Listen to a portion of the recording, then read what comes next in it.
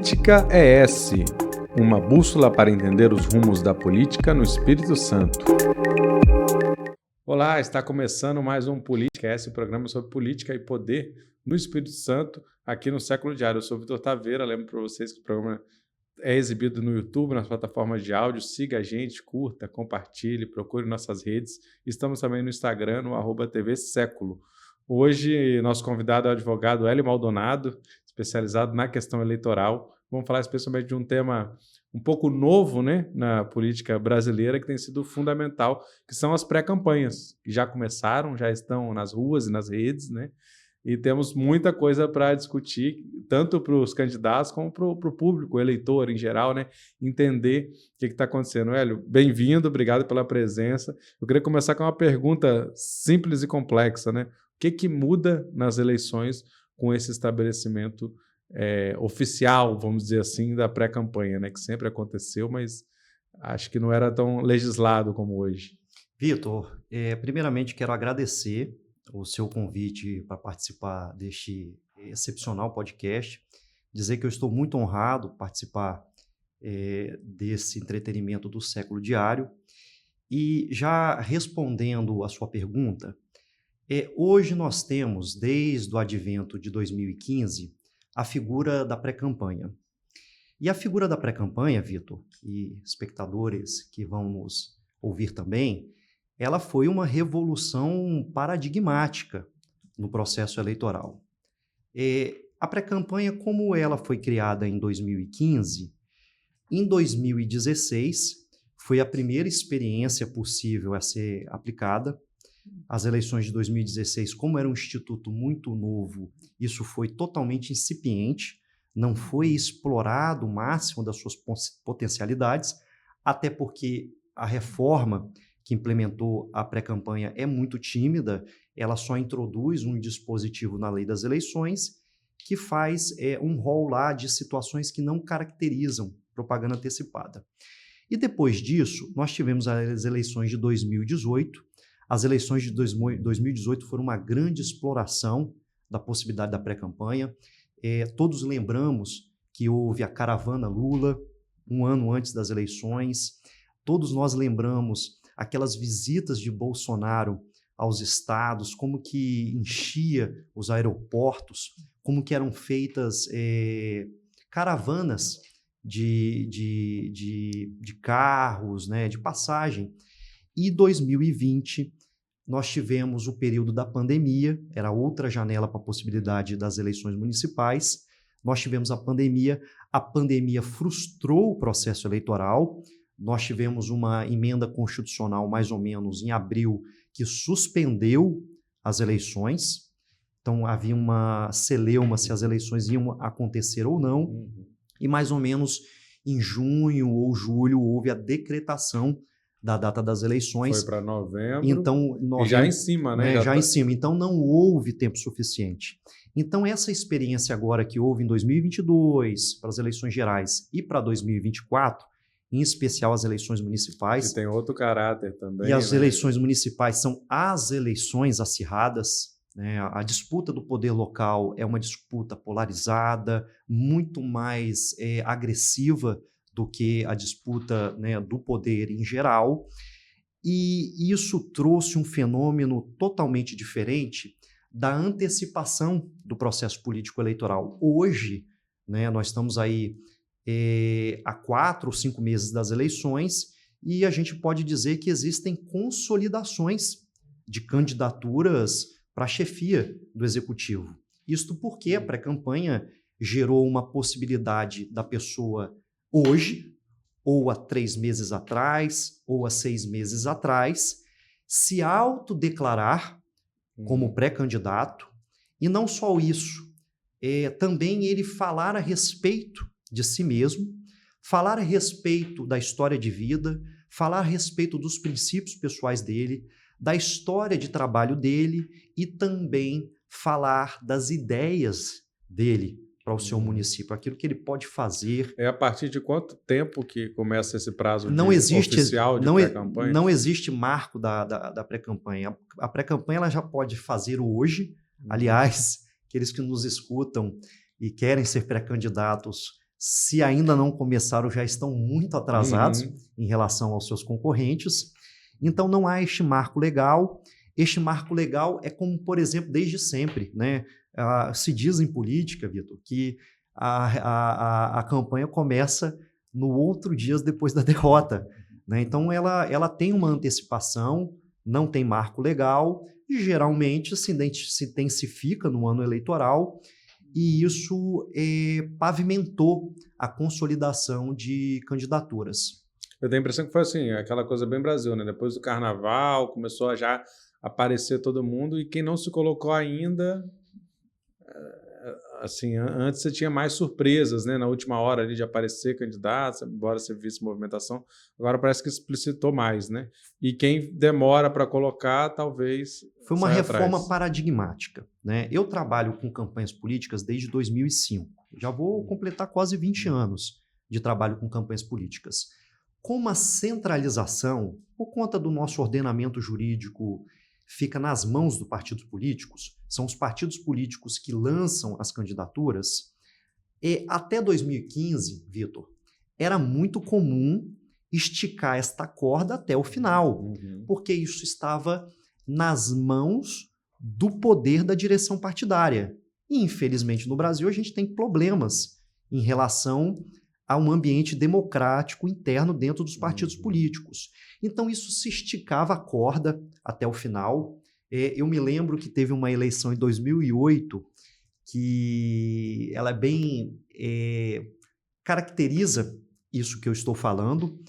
Os candidatos, no último dia, foram registrar a candidatura da chapa para prefeito da cidade, faltou a luz no cartório, o juiz eleitoral autorizou por uma portaria entregar no outro dia, e no dia 1, que a chapa era A e B, no dia 2 a chapa virou A e C e uma outra chapa B e D. E isso gerou uma confusão enorme, porque só deu 24 horas a mais para as direções partidárias, e essas direções partidárias não se entenderam e reformaram aquilo que tinham, né, decidido. Então, o que isso trouxe como efeito reflexo? Trouxe efeito como reflexo. A retirada das mãos dos partidos políticos, essa centralização, apesar da gente viver no Brasil uma partiocracia, ser lançado por partidos políticos em uma condição de elegibilidade, não existe candidatura avulsa no Brasil, a pessoa precisa ser candidato em nome de um partido político, apesar de que na chefia do executivo não existe o Instituto da Fidelidade Partidária. O cidadão pode disputar as eleições pelo partido A e chega no primeiro dia de janeiro, ele pode se desfiliar do partido sem consequência jurídica absolutamente nenhuma. Então, aquela centralização da decisão nas mãos dos partidos políticos acabaram cedendo espaço para a consolidação das campanhas que já estão em pré-campanha. Porque a pessoa ela faz um trabalho de tal monta que invariavelmente ela se coloca, ela pavimenta, ela fecha acordos, constitui muito tempo antes das eleições. Por exemplo, candidato a prefeito nenhum sai sozinho. Precisa, né, de um consórcio de candidatos a vereador, geralmente aquele consórcio que vai entrar na coligação, que é a reunião de partidos para a campanha dele de prefeito. Então, já em abril, que é o limite prazo das filiações partidárias, já tem mais ou menos essa definição de grupos que vão caminhar junto, organização dos partidos políticos. Então, isso trouxe esse efeito reverso. Sair das mãos da centralidade do partido político e a pessoa conseguir pavimentar, conseguir consolidar de antemão a candidatura dele. Eu fiquei estranho você dar uma pernada, alguém que está construindo ali, você pegar e botar alguém do nada. A pessoa ela vai procurar porque um isso abrigo. Rola muito dentro dos partidos. Ela né? vai procurar um abrigo, até porque ela não tem depois fidelidade, né? Tradicionalmente no Brasil, a associação a partidos políticos é fisiológica, né? Por interesse eleitoral momentâneo. Lógico, a gente tem quadros partidários estáveis, né? Ideologias bastante centradas, mas no senso comum político, a adesão a partidos políticos ela é fisiológica. Eu vou disputar ocasionalmente neste partido político porque eu tenho garantia né, da legenda, do financiamento de recursos, do comando da direção partidária, né, mas depois eu não preciso ter fidelidade partidária. Então, isso é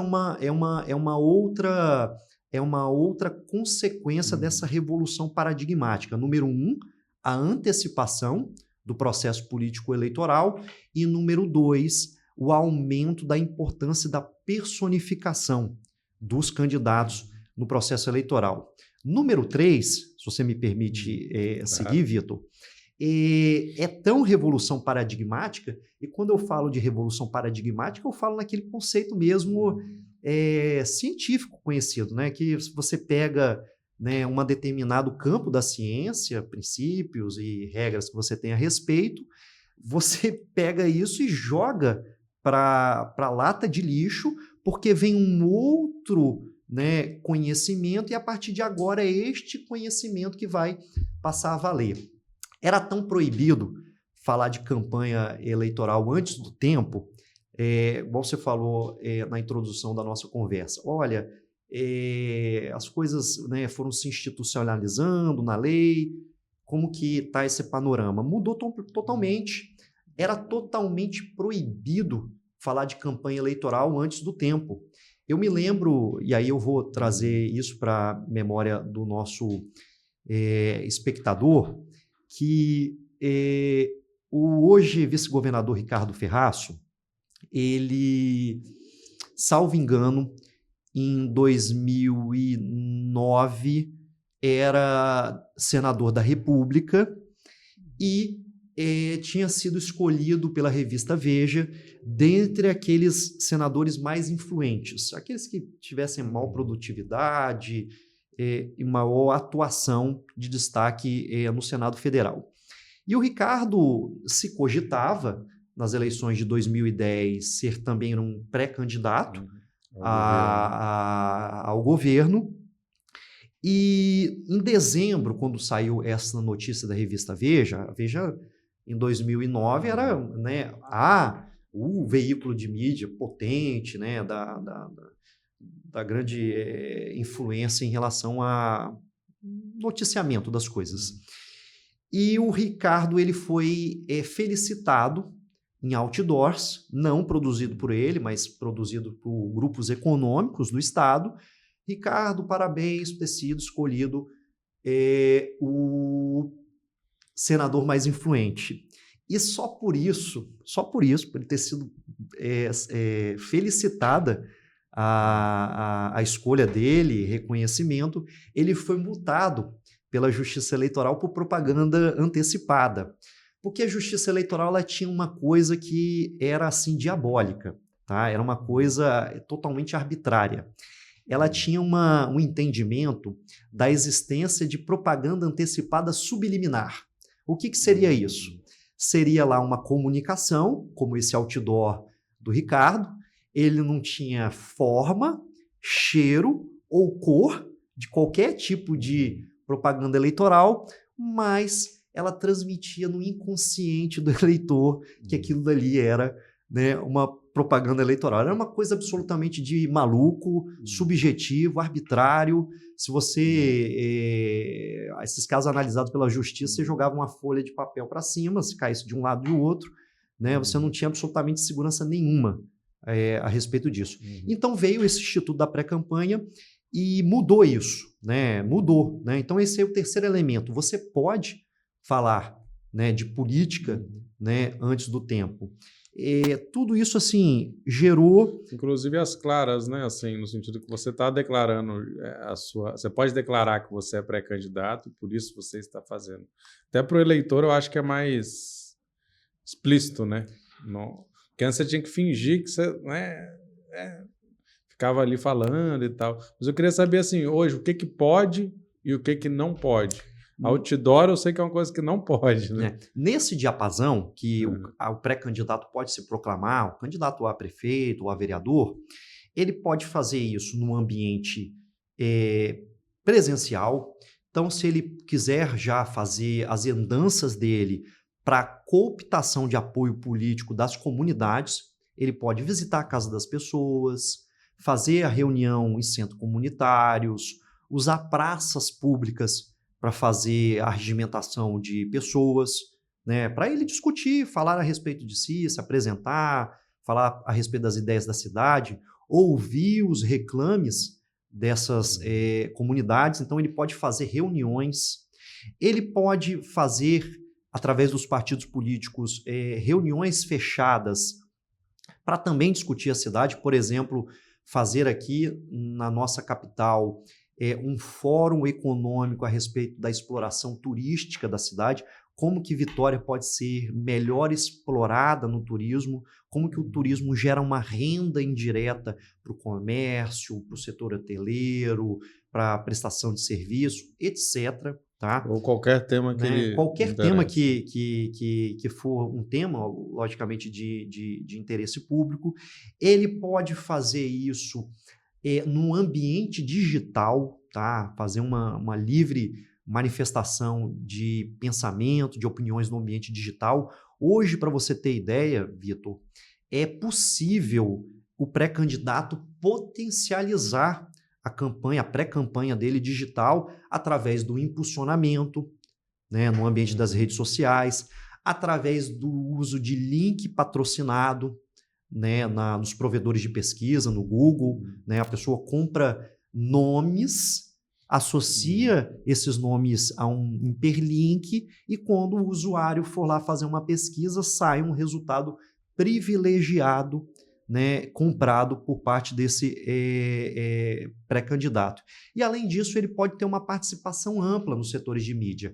Participar de um excepcional podcast como este aqui, como pré-candidatos têm participado, dar entrevista, produzir textos, né? É uma ampla possibilidade, tanto que a lei eleitoral, quando ela trata da pré-campanha, ela é muito tímida. Ela insere um artigo lá na lei das eleições e fala assim, olha, eu tenho aqui um rol exemplificativo que essas situações não caracterizam pré-campanha, ok? Mas como é que essa configuração, por exemplo, do poder financeiro, como é que se dá? Porque a campanha ela tem um orçamento definido, um teto, e ela tem também, quer dizer, o material tem que vir, tem que ser, né, tem que ter a informação. A prestação de contas. A prestação de contas e tudo mais. Vitor, eu vou responder isso, mas eu vou fazer um passeio rápido em relação a como que a Justiça Eleitoral foi interpretando a pré-campanha.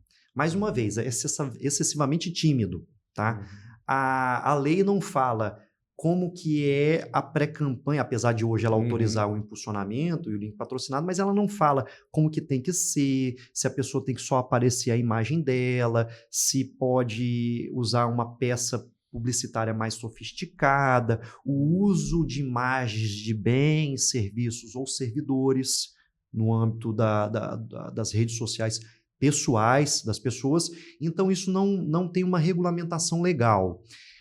Como era um instituto novo, a partir de 2015, você não tinha decisões a respeito. Você vai tendo jurisprudência, né? Você vai tendo isso que se chama um conjunto de julgados, e esses julgados vão formando uma certa segurança jurídica, porque é assim que as situações... Aconteceu esse caso, decidiu-se Exatamente, isso. né? Então foi formando uma série de jurisprudências que chegaram até hoje. Inicialmente, a Justiça Eleitoral abriu as portas para a pré-campanha, né? Ela olhava para o texto da lei. Aí o texto da lei dizia que a única proibição era pedir voto explicitamente. Então ela olhava, fazia lá um cara crachá, né, naquelas questões que eram discutidas, se havia propaganda antecipada ou não, olhava lá, teve pedido de voto? Não teve pedido de voto, então, né, liberou geral. Então, inicialmente, era uma jurisprudência totalmente permissiva, tá? Totalmente permissiva. Tanto é que você chegou a comentar, não pode usar outdoor, né? Em 2018 se usou outdoors, né? A gente que roda, nós temos uma advocacia muito municipalista. A gente ia indo nos lugares e tinha lá outdoor em tudo quanto é município, Deus, pátria e família, em favor de Bolsonaro. Então se usava. Então você tinha uma abertura que passou a ser modificada em 2020 e 2022, que é qual é as proibições, né?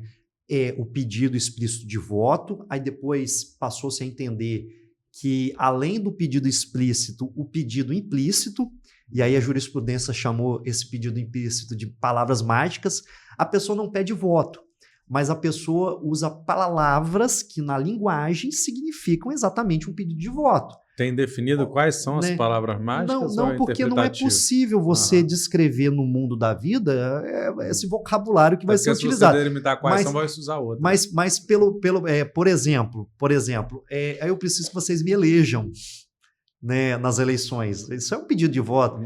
Eu preciso que vocês me dêem o direito de eu dar continuidade ao meu mandato. Eu preciso que vocês me ajudem a derrotar a oposição nas eleições. São todos pedidos de voto. E tem essa coisa de não poder fazer campanha negativa também. Né? Vou chegar. Então, o primeiro pedido explícito, depois o pedido implícito. O terceiro é a ideia, aí que talvez a melhor evolução disso, que é aquelas mesmas proibições que tem na propaganda eleitoral, tá? Propaganda a partir do dia 16 de agosto até a véspera das eleições. Aí você ter as mesmas proibições, outdoor, entrega de brindes, propaganda eleitoral em ambiente público, como, por exemplo, shoppings, igrejas, supermercados, né? Então, todas as proibições que estão no processo eleitoral para pré-campanha, então seria uma terceira proibição, e a quarta, como a ideia de pré-campanha é uma ideia propositiva, você falar a respeito de si, e antecipar isso para você ter maior visibilidade. Aliás, Vitor, quero fazer um parênteses. A pré-campanha ela só foi criada como uma reação à diminuição do tempo do processo eleitoral. Verdade. Que o processo eleitoral era 90 dias, até então, diminuiu para 45 dias. Então, as pessoas precisavam um maior tempo para se fazerem conhecidas. E aí, então, por isso que houve essa autorização da pré-campanha. Então, a quarta ideia de proibição é isso que você acabou de falar, que me fugiu. A propaganda negativa? A propaganda negativa. Como ela é propositiva, né, você fazer o pedido de não voto, né, é a mesma coisa. Olha, não votem para reeleger fulano. Isso é considerado propaganda antecipada. Isso o candidato não pode fazer. O candidato não pode fazer. Digamos. O eleitor também não pode fazer. O eleitor não pode fazer, porque a responsabilização por propaganda antecipada é do responsável pela prática da propaganda antecipada e do beneficiário. Então, precisa provar também que o beneficiário tinha prévio conhecimento, participação, etc. Mas eu posso processar o cidadão por propaganda antecipada, como já está acontecendo. A gente que toca já mais de uma dezena de campanhas eleitorais, a gente está sarrafando já o processo eleitoral. A gente tem judicialização de diversas questões já, de maneira bastante antecipada. Vocês têm até uma cartilha, né, que foi desenvolvida, mas fala também, por exemplo, de enquete. Enquete seria tipo... São proibições que tem no processo eleitoral, né? Pesquisas eleitorais têm que ser registradas. Enquete, como denotam resultados de intenção de voto... Tipo, o cara botar no Instagram dele, em quem você votaria? Tem caracteres de pesquisa eleitoral. Então, enquete é um meio vedado para pré-campanha. E a maior multa eleitoral que tem em relação à propaganda irregular é isso, sobre publicação de resultados de pesquisa não registrados. Simplesmente 57 mil é a maior multa eleitoral, esta da divulgação de resultados eleitorais de pesquisa sem previamente registro. E disparo em massa também, né? Que seria disparo em massa, complexo, todos são vedações que tem, né, na propaganda eleitoral. Na propaganda eleitoral é proibido o disparo em massa, que é quando você contrata serviços e esses serviços vão disparar mensagens de propaganda eleitoral para pessoas que não têm previamente o seu cadastro, né? Do nada você recebe lá uma propaganda eleitoral do candidato B, né? Eu Isso nem não conheço pode ele. no período eleitoral não também. Não pode no período eleitoral, então não pode também no período da pré-campanha. São as mesmas proibições. O que não pode... Publicidade institucional seria o quê? Tipo empresas...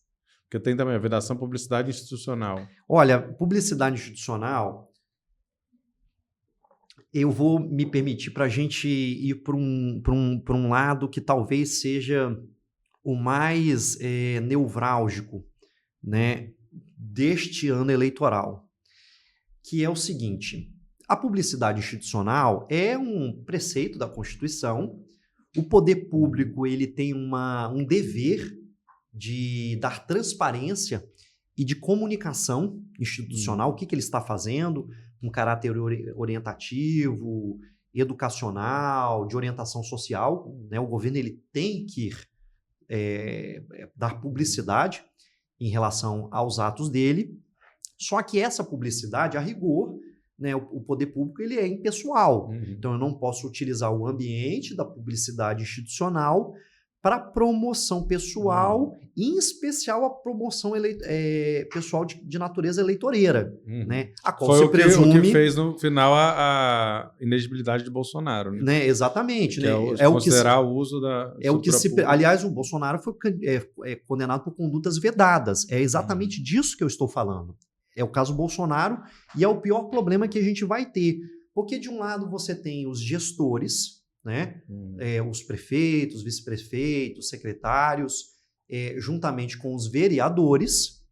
Hoje a gente vive num ambiente de validação de imagens no ambiente digital. Então, o ambiente digital, em especial do Instagram, que revolucionou as relações sociais, é um ambiente de reflexo daquilo que você está fazendo, e a pessoa, naturalmente, o pré-candidato, que quer continuar no poder, ele quer falar no ambiente digital a respeito das realizações deles. Né? Isso é intuitivo que aconteça, e é isso que acontece. O prefeito vai lá e fala, estou aqui inaugurando a quadra no bairro tal. Exatamente. Ou o vereador faz isso. Olha isso aqui, o deputado estadual, saiu um dado agora de notícia de que uma grande parcela, não me lembro o número exato, mas 1/3 dos deputados estaduais desta legislatura nossa são candidatos ou pré-candidatos a prefeito em suas cidades. Ele pode fazer na rede pessoal, mas não pode fazer na rede institucional. Né?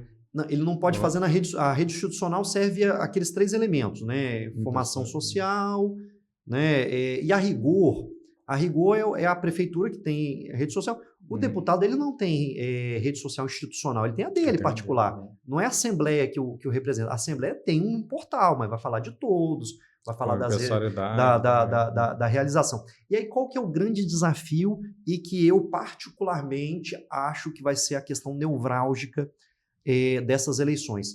Porque no ambiente digital, que é forçoso utilizar, né, a pessoa que não utiliza, né, pode procurar fazer outra coisa porque vai ter problema, vai ter dificuldades eleitorais. Aliás, a não ser que tenha uma influência muito grande num bairro específico e tal. Né? Vitor, na legislatura passada, em 2020, houve uma renovação geral de 70% das câmaras municipais. Se reeleger é muito mais difícil do que se eleger. Isso é um fato hoje diagnosticado. Tá? Se reeleger é muito difícil. Não é fácil o sucesso eleitoral de uma reeleição. Então você tem, né, a minha necessidade de falar sobre o meu trabalho, aquilo que eu estou produzindo, e você tem um outro lado, que são as chamadas condutas vedadas. Na legislação eleitoral, a gente tem um rol grande, aí, um rol enorme, do que é proibido de servidores em geral.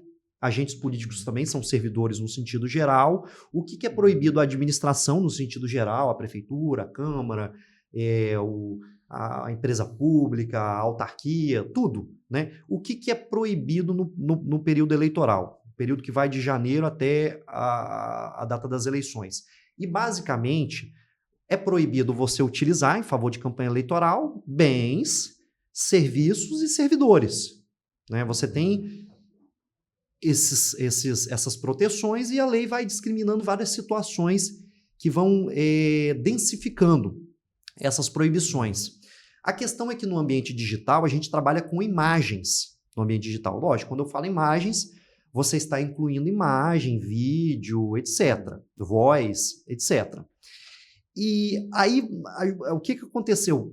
Passou-se a pegar essas condutas vedadas, que foram criadas em 97, num tempo analógico, um tempo que não se pensava a legislação para o ambiente digital, e a jurisprudência eleitoral foi interpretando essas descrições que são do mundo analógico para um mundo, né, digital. Então, hoje, você tem limitações do uso de imagens de bens, serviços ou servidores, como, por exemplo, a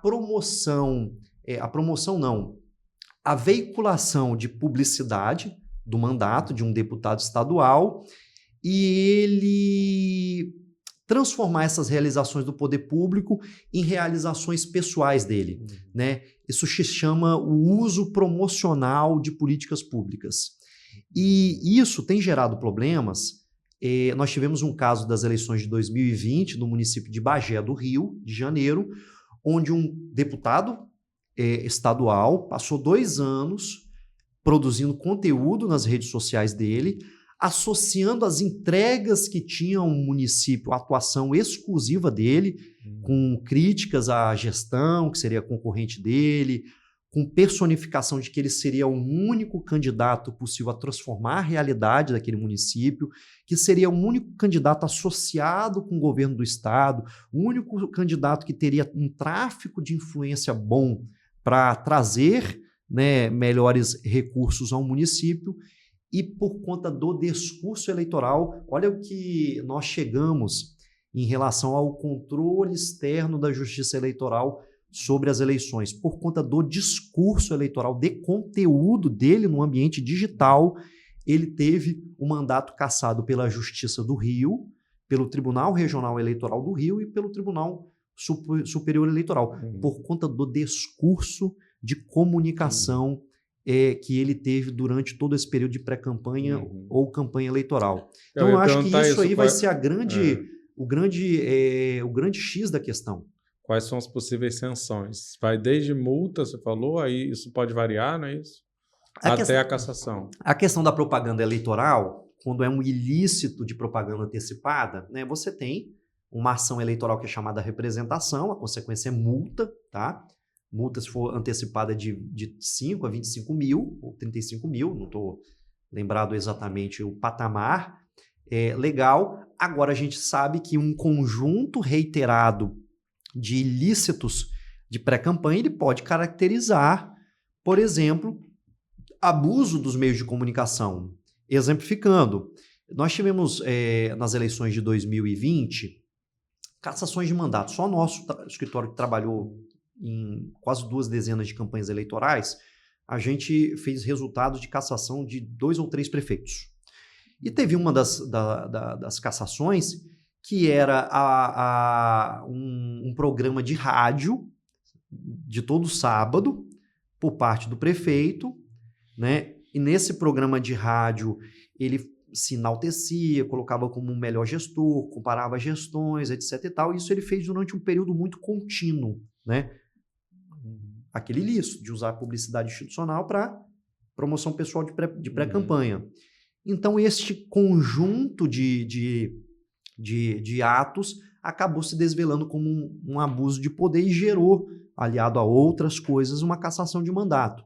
Então, ela pode ser o erro na propaganda de pré-campanha, desde multas eleitorais até caracterização de abuso de poder dos meios de comunicação, abuso de poder econômico, abuso de poder político. Agora, respondendo com tempestividade um dos seus questionamentos, você falou, Hélio, tudo bem, eu posso fazer pré-campanha, eu faço minha rede social bonita, contrato um marqueteiro, fazer uma identidade visual para mim, gravo meus vídeos Full HD, com edição, com legenda, vou às comunidades, gasto gasolina para as comunidades, né? Naquela reunião no centro comunitário, a gente faz lá um salgadinho, né? Tem invariavelmente, né, gasto, né? A gente quase para respirar gasta, né? Imagina para fazer uma pré-campanha, a pessoa gasta dinheiro, tá? E a questão é que não existe prestação de contas no curso da pré-campanha. Não existe prestação de contas. A pré-campanha ela é muito limitada, né? A intervenção legislativa na pré-campanha é quase zero, né? Teve construção jurisprudencial e alguma referência Legal, então você não presta conta, né, da pré-campanha, diferente da campanha eleitoral. Da campanha eleitoral, o contrato do cabo eleitoral está todo discriminado pela lei como que é. A gasolina que o cara bota no carro dele para fazer campanha eleitoral está todo discriminado como é que é. Tem um excesso de Até porque você usa o fundo né, eleitoral. lógico, tem esses recursos públicos que hoje financiam a maior parte das campanhas eleitorais, mas na pré-campanha não tem. Olha, mas se não tem, o que isso proporciona? Eu posso gastar tudo na pré-campanha? Né? É livre o gasto da pré-campanha? A resposta não da lei, mas da jurisprudência eleitoral é negativa. Fixou-se um parâmetro de que há um limite de gastos de até 10% daqueles gastos que podem ser feitos no cargo em disputa. Então, por exemplo, se o cargo de prefeito de Pedro Canário, o gasto é R$100.000, a pessoa pode gastar R$10.000 na pré-campanha. Se o gasto de candidato aqui a prefeito em Vitória é R$1 milhão, a pessoa pode gastar até R$100.000 na pré-campanha. Aí teria que provar esse gasto, né? Porque se não tem a prestação de conta, exatamente, não tem obrigação de teria. Na verdade, se eventualmente ele for questionado, isso tem que estar dentro desse limite. Sim. E da onde que saiu isso? Diz que a vida não dá volta, não, a vida capota. Né? E aí, quais foram os 2 casos emblemáticos da justiça eleitoral que definiram esse norte? O primeiro, da senadora Selma, julgado mais ou menos em 2019, na verdade 2020, tá? E o que aconteceu com a juíza Selma? A juíza Selma se proclamava como a Moro de Saias, tá?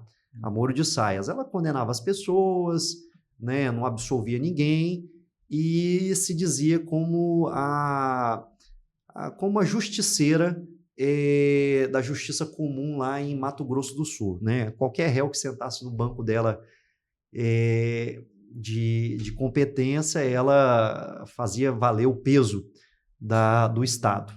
E a juíza Selma, naquele movimento, né, de lançamento dos outsiders para as campanhas políticas, a juíza Selma decidiu sair da magistratura e virar uma política, até para transformar também o mundo, e para se fazer conhecida, até porque ela só tinha dimensão de conhecimento do trabalho dela, ela não era conhecida do eleitorado em geral, uma vida muito reservada, natural por parte de um juiz.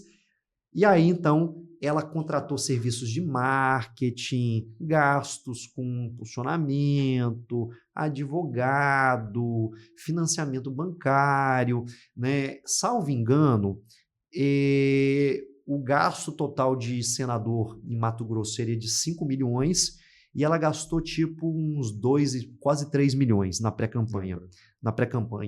E isso foi entendido como um abuso de poder econômico, que ela gastou tanto dinheiro, apesar de ser possível, mas foi um abuso de tal modo que ela desequilibrou a concorrência com os demais candidatos, porque ninguém investiu 3 milhões, né, no processo eleitoral. E foi isso que aconteceu com o Moro. O Moro ganhou de 5-2, salvo engano agora recentemente, no Tribunal Regional Eleitoral do Paraná, né, que era gastos de pré-campanha, porque ele tinha sido candidato a presidente da República, tinha havido uma série de gastos para essa condição, impulsionamento, né, segurança, alimentação, estadia, né, equipe de marketing, uma série de coisas. E depois ele se transformou, né, como candidato a Senado por um outro partido, tá? E como esses gastos todos deles estavam escriturados, em prestação de contas anual do Podemos, né? Ele foi candidato depois pela União Brasil. Esses gastos foram pegos e falou, olha, o Moro abusou. Né? O voto do relator foi pela cassação do mandato do Moro. Eu não me lembro se foi 4-3, 5-2, acho que foi 5-2, né? Sim, e ainda vai isso estar a julgamento pelo Tribunal Superior Eleitoral, lembrando que o Deltan também havia sido absolvido, assim, por assim dizer, pelo Tribunal Regional do Paraná, mas depois o Deltan foi condenado à perda do mandato pelo Tribunal Superior Eleitoral. Bom, nosso tempo esgotou. Muito obrigado, Hélio Maldonado, pela presença, pela contribuição. Eu que agradeço. Esse foi o Política é Essa, o programa, né, semanal do Século Diário, toda quinta-feira a partir das 17 horas está no ar, no YouTube, nas plataformas de áudio, também no site, séculodiário.com.br, com produção e locução minha, Vitor Taveira, e hoje aqui com apoio técnico do Tony Braga e do Estúdio 42B. Continue acompanhando o Século Diário para mais novidades. É isso, até logo.